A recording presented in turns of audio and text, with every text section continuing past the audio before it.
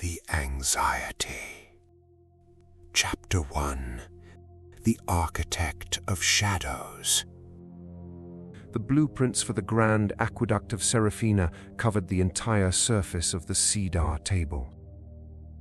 The room was silent except for the frantic scratching sound of a charcoal quill moving across dry parchment.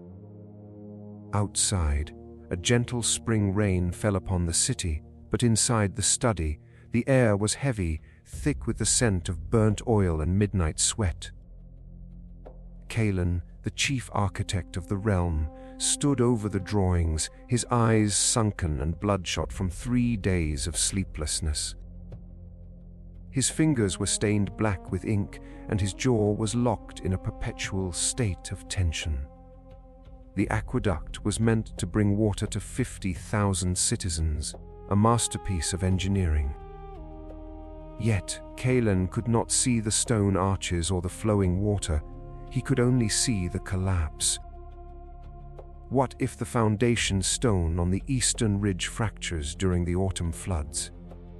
Kaelen muttered to the empty room, his voice dry and ragged. What if the mountain drafts are stronger than the calculations? What if the emperor dies before the final arch is placed and the new ruler cuts the funding? We will be ruined.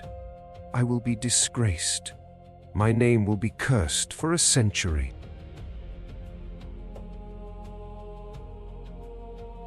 He was constructing a fortress of catastrophes in his mind. He wasn't living in the room with the spring rain. He was living 3 years into a dark, hypothetical future, fighting enemies that did not exist and bleeding from wounds that had not been inflicted.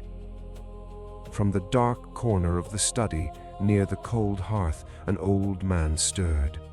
It was Zeno, a retired builder who had spent his youth constructing the ancient sea walls of the empire.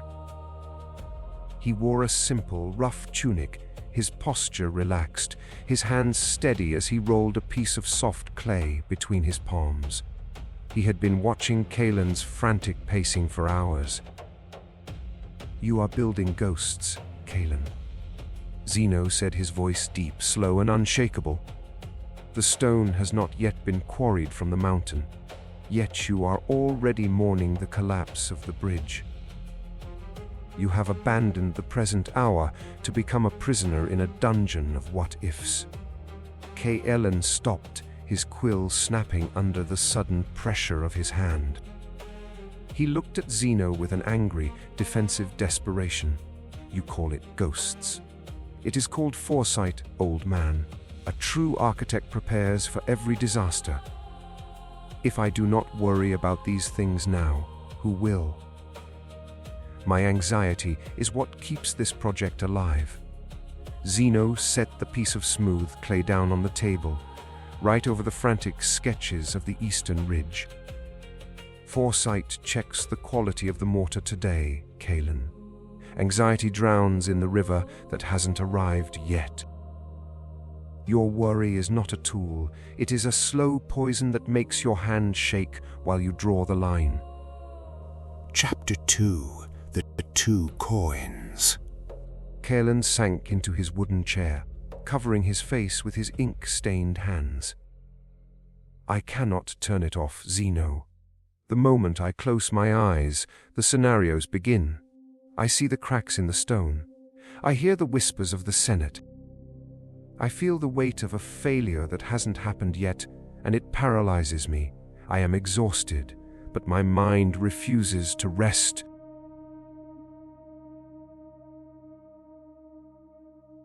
Zeno walked slowly to the table.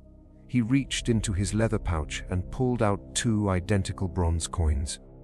He placed them side by side on the blueprints, right in front of the young architect. "Look at these coins, Kaelen," Zeno commanded softly. "The first coin represents the present hour. It is solid. It is real. You can hold it, you can spend it, and you can use it to buy the stone or pay the laborers today. It is entirely within your grasp." He tapped the second coin. The second coin represents the tomorrow. It belongs to fate. It hasn't been minted yet, it has no value, and you cannot use it to buy a single loaf of bread right now. Yet, you are throwing away the first coin, the only real wealth you have, just to sit and weep over the shape of the second one. Zeno picked up the first coin and flipped it into the air, catching it with a sharp slap against his wrist. The Stoic sages taught us that anxiety is the ultimate delusion of control. You believe that by worrying about the future, you are somehow magically protecting yourself from it. But anxiety performs a slow suicide of the spirit. We suffer more often in imagination than in reality. The disasters you are fighting tonight are happening only in one place, the graveyard of your own thoughts.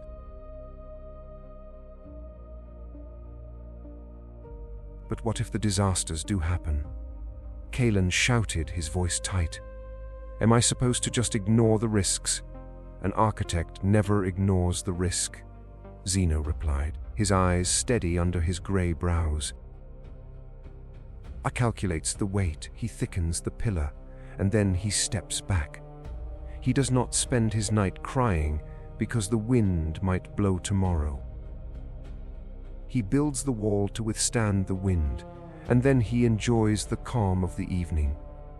You are trying to fight tomorrow's battle with today's limited strength. No wonder your spirit is breaking. Chapter 3.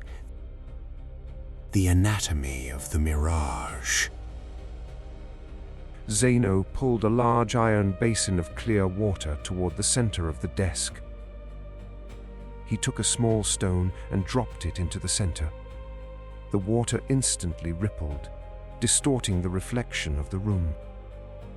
Anxiety is a mirage that distorts the clarity of your reason, Kaelen, Zeno said, pointing at the shaking surface of the water. When your mind is infected with worry, you lose the ability to see things as they actually are. A small draft becomes a hurricane. A minor delay in the timber delivery becomes a sign of divine curse. You amplify every shadow until the world looks like a monster waiting to swallow you. He let the water settle until the surface became smooth and clear like glass again. The wise man splits his reality into two chambers. Zeno continued, his voice dropping into that deep, meditative cadence of the inner citadel. The first chamber holds the facts. The bridge is 40 paces wide. The stone is limestone. The weather is raining. These things have no malice, they are just reality. The second chamber holds your opinions, the narrative you build around the facts. The limestone will crack. The rain will ruin the mortar. I will be disgraced. The facts cannot hurt your soul, Kaelen. It is the narrative, the phantom futures you create, that is stripping away your peace. Zeno leaned over the basin. Every time your mind drifts into anxiety, ask yourself this clinical question. Is this problem happening right now in this exact second? Or am I borrowing it from a day I haven't reached? If it is a phantom, leave it outside the walls of your mind. If you do not lock the gate against these shadows, you will spend your entire life running from an army that never marches. Chapter 4. The Day of the Shift. 2 months later, the phantom became flesh. A massive, unseasonal storm hit the northern valley, bringing 3 days of torrential downpour that swelled the mountain rivers into raging torrents of mud and debris. The central arch of the aqueduct, which had just been framed with temporary wooden supports, was right in the path of the floodwaters. In the middle of the night, a panicked messenger rode into the camp, his horse lathered in foam. The river is rising. The lookout screamed through the driving rain. The wooden supports are groaning. If the flood hits the central pillar before dawn, the whole structure will collapse. All our work will be washed away.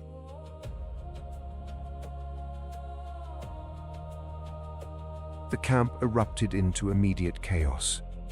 The engineers were shouting, the laborers were packing their tools to flee, and the red light of the torches flickered wildly against the dark, rushing water below. Kaelen stood at the edge of the cliff, looking down at the roaring river.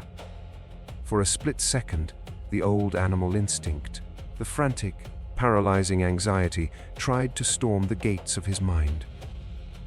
He saw the disaster, he heard the phantom whispers of his own ruin, and his heart began to hammer against his ribs. But then he looked down at his hand. He remembered the bronze coin of the present hour. He remembered Zeno's glacial stillness. He took a deep, steady breath of the cold, wet air. He forced his mind to step back from the edge of the future. He didn't ask, "What if I am ruined?" he asked.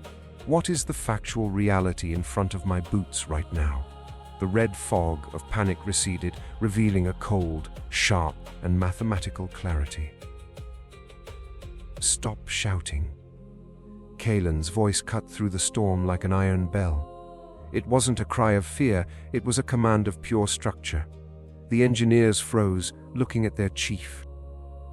The wooden supports are groaning because the debris is catching on the lower beams. Kaelen ordered, his voice steady, slow, and completely devoid of panic. The limestone pillars themselves are solid. They can handle the weight of the water, but they cannot handle the pressure of the trapped logs. Take 30 men with iron saws and long hooks. We go down to the secondary platform. We clear the debris as it arrives. We do not fight the river, we clear the bottleneck. Now, move. His absolute lack of worry acted like an anchor for the entire camp. The laborers stopped packing. They looked at Kaelen, saw that his shoulders were square and his face was calm, and they realized that the disaster hadn't happened yet. There was only a technical problem to be solved in the present hour. Chapter 5. The Anchor in the Current. For 6 grueling hours, Kaelen stood on the wet wooden platform just feet above the roaring mud of the river. The wind bit through his cloak and the spray from the river soaked him to the bone, but his mind remained as still as the mountain stone. Every time a massive log struck the wooden frame with a terrifying crash, the old anxiety tried to whisper, "This is the end." But Kaelen immediately dropped the narrative and focused on the fact the beam is still holding, the saw is still moving.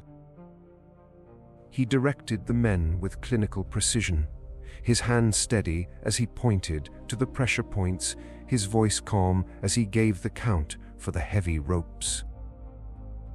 They cleared the logs one by one, letting the furious current of the river pass through the arches without catching. When the pale grey dawn finally broke over the valley, the rain began to soften into a gentle mist. The river, having reached its peak, was slowly beginning to recede, its muddy waters dropping below the critical line. The central arch still stood. It was bruised, covered in river silt, and surrounded by broken branches, but it was whole. The structure had survived the worst storm of the decade. The laborers collapsed onto the stone riverbank, gasping for air, laughing in pure relief. Kaelen climbed up the muddy path to the upper ridge, his limbs heavy with exhaustion, his boots ruined. Zeno was standing there, holding a dry wool cloak and a cup of warm pine tea. He looked at Kaelen's weary face, noting the absolute absence of that frantic, haunted look that had defined the young man for months.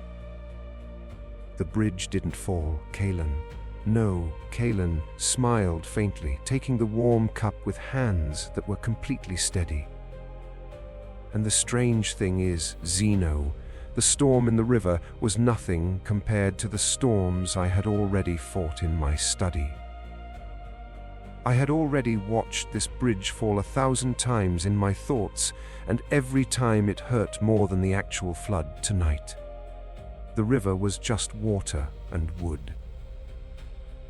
It was a problem I could solve with a saw and a rope.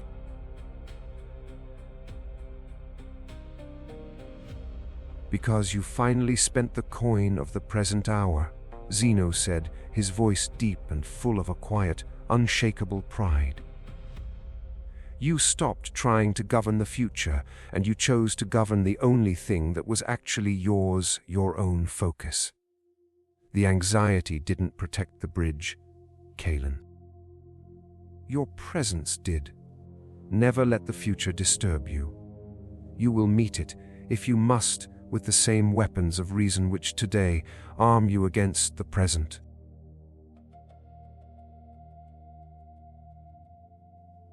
Kaelen turned back to look at his aqueduct shining in the soft morning light. The future was still uncertain.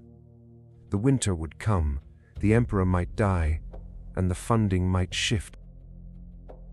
But as he took a slow sip of his tea, he realized he didn't care about those shadows anymore. He had found his anchor in the middle of the current. Most of us spend our lives drowning in the phantom waters of anxiety. We lie awake at midnight, constructing elaborate scenarios of failure, rejection, poverty, and disgrace. We let the unminted coin of tomorrow rob us of the only real wealth we possess, the present second. We are constantly bleeding from wounds that fate hasn't even drawn from its scabbard. But a Stoic knows that anxiety is a white flag raised before the battle even begins. The next time your mind starts to build a fortress of what-if-s, stop. Take a deep breath, look at the stone beneath your boots, and ask your soul, is this disaster happening right now, or am I borrowing it from the dark? Drop the narrative, clear the mirage, and spend your energy on the tool in front of your hands. Let the future bring what it will, but let your mind remain an unshakable citadel today. Master the hour. Stay unshakable. Take care of yourself.